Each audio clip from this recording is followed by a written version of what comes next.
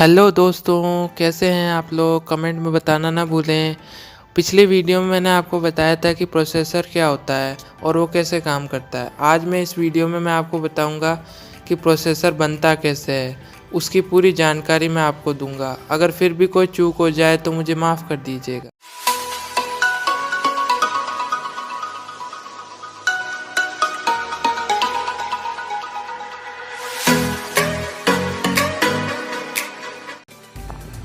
दोस्तों, आज के इस आधुनिक युग में मोबाइल और कंप्यूटर का यूज़ तो हम सभी करते हैं, पर आपने कभी सोचा है कि आपके मोबाइल में यूज़ किया जाने वाला प्रोसेसर रेत से बना होता है? नहीं समझे ना? चलिए मैं ये आपको पूरा डिटेल में समझाता हूँ। दोस्तों, आपके मोबाइल और कंप्यूटर में जो प्रोसेसर यूज़ किया जाता है उसका मेन मटेरियल होता है सिलिकॉन, जो कि रेत में पाया जाता है। अब आप ये पूछेंगे कि रेत में पाए जाने वाला सिलिकॉन ही क्यों? हम कोई और कंपोनेंट क्यों नहीं यूज़ कर सकते हैं? इसका भी जवाब है। सिलिकॉन एक सेमीकंडक्टर नेचर का एलिमेंट होता है। कंडक्टर का मतलब है कि जिसमें से इलेक्ट्रिसिटी बड़ी आसानी से पास की जा सके, और सेमीकंडक्टर का मतलब होता है कि जिसमें इलेक्ट्रिसिटी तो पास हो, पर हम उसकी क्वांटिटी और क्वालिटी को बड़ी आसानी से अपने हाथों से कंट्रोल कर सकें। इसीलिए सेमीकंडक्टर नेचर का एलिमेंट ही प्रोसेसर को बनाने के लिए यूज़ में किया जाता है, और वो सिलिकॉन होता है। पूरा प्रोसेसर बनाने का प्रोग्राम 2 फैक्ट्रियों में किया जाता है। पहली फैक्ट्री में रेत को 1000 डिग्री सेल्सियस पर गर्म करके स्पेशली तरीके से सिलिकॉन निकाला जाता है, जो छोटे छोटे अणुओं में निकल के बाहर आता है, जो चमकीले होते हैं। फिर इस सिलिकॉन को एक बड़े सिलेंडर में बदल दिया जाता है, जिसका वजन 100 से 200 किलोग्राम होता है, और ये सिलिकॉन सिलेंडर 99.99% प्योर होता है। अब इसके ऊपर भी कई प्रोसेस किए जाते हैं, जिनमें ये पता लगाया जाता है कि ये सिलिकॉन प्योर है कि नहीं। अगर ये सिलेंडर उन सभी टेस्टों को पास कर लेता है तो इसको पतले पतले स्लाइस काट दिए जाते हैं, और उन पतले पतले स्लाइसेस को हम वेफर्स कहते हैं। ये वेफर्स प्रोसेसर कंपनी की बताई हुई मोटाई के अनुसार काटे जाते हैं। फिर इन वेफर्स पर पॉलिश की जाती है, ताकि इन वेफर्स की रफनेस ना के बराबर हो जाए, पूरी तरह से ख़त्म हो जाए। यहाँ अब इस कंपनी का काम ख़त्म हो जाता है। अब इसको दूसरी फैक्ट्री में भेज दिया जाता है, जहाँ इन पर करोड़ों ट्रांजिस्टर बनाए जाते हैं। अब करोड़ों ट्रांजिस्टर बनाने से पहले उनका ब्लूप्रिंट तैयार किया जाता है, जो कि आर्म नाम की एक कंपनी सभी मोबाइल कंपनियों को देती है।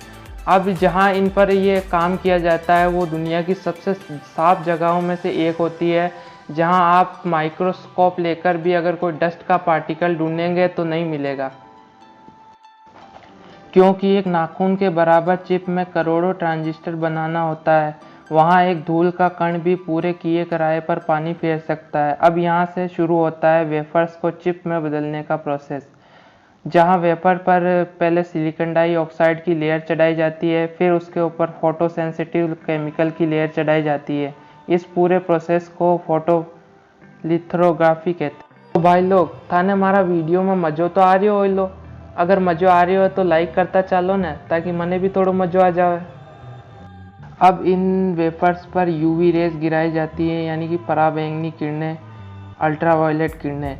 इन किरणें एक स्पेसिफिक जगह पे गिरती है। जहाँ पे भी ये गिरती हैं वो जगह नरम हो जाती है, और जहाँ ये नहीं गिरती हैं वो सख्त रह जाती हैं। अब इन वेफर्स को केमिकल में डुबोया जाता है, जहाँ से नरम पार्ट तो निकल जाता है और सख्त पार्ट रह जाता है। इस प्रोसेस को ईचिंग प्रोसेस कहते हैं, जिसमें फोटोरेजिस्ट लेयर को हटाया जाता है और ट्रांजिस्टर का शेप निकल आता है। अब इस पर फिर से फोटोरेजिस्ट लेयर को चढ़ाया जाता है और फिर उसे धोया जाता है। अब यहाँ से शुरू होता है डोपिंग प्रोसेस, जिसमें सिलिकॉन में आयरन को डाला जाता है, ताकि ट्रांजिस्टर में बिजली कंट्रोल की जा सके। इसके बाद फोटोरेजिस्ट लेयर को हटा दिया जाता है, और इसके बाद उसमें कॉपर की लेयर चढ़ा दी जाती है, और उसके बाद डिज़ाइन के अनुसार उसमें वायरिंग कर दी जाती है। और ये वायरिंग इतनी खास माइक्रोस्कोपिक तरीके से की जाती है कि इसे आप देख भी नहीं सकते। एक वेफर में कई सारी चिप्स बनती हैं, जो सैकड़ों की मात्रा में होती है। इन चिप्स की टेस्टिंग की जाती है। जब ये चिप्स टेस्टिंग में पास हो जाती हैं तो आखिरकार इन्हें अब पैक कर दिया जाता है। अब इन चिप्स को एक काले कलर के केस में वायरिंग से फिक्स कर दिया जाता है, जिन्हें हम प्रोसेसर भी कहते हैं, जिसके आजू बाजू से कांटे निकले होते हैं। ये प्रोसेसर मोबाइल कंपनी को दे दिया जाता है ताकि वो अपने मोबाइल में इस प्रोसेसर को यूज़ कर सके। प्रोसेसर चिप बनाने के लिए उसे कई छोटे छोटे प्रोसेस में गुजारा जाता है और कई प्रोसेस तो दोबारा रिपीट भी करने पड़ जाते हैं। इस प्रोसेस में 3 से 4 महीने का टाइम लगता है।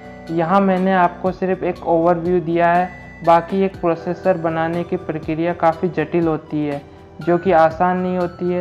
यहाँ अब मोबाइल का ही नहीं, कंप्यूटर का प्रोसेसर भी इसी तरीके से बनता है। फ़र्क इतना है कि मोबाइल कंपनियाँ अपना प्रोसेसर दूसरी कंपनियों से बनवाती है और कंप्यूटर वाली कंपनियाँ अपना प्रोसेसर खुद बनाती है, जैसे कि इंटेल।